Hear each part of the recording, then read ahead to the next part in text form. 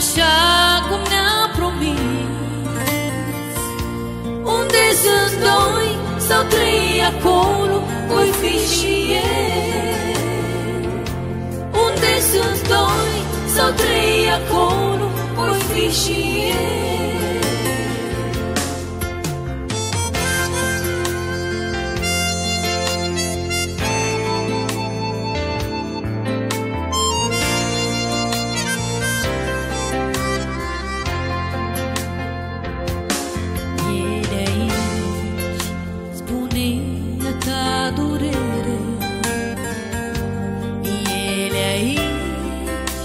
Ascultă inima,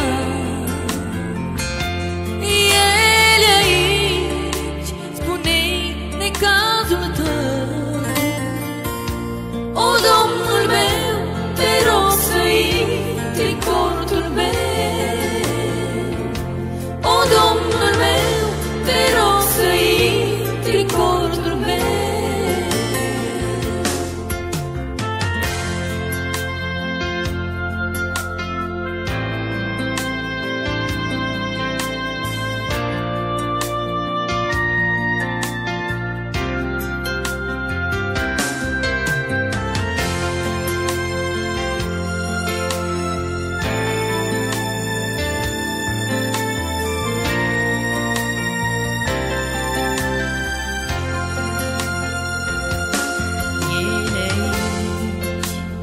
Poți să te ascunzi, el e aici, privește în ochii tăi. El e aici să-ți ierte al tău păcat. Doar spune atât: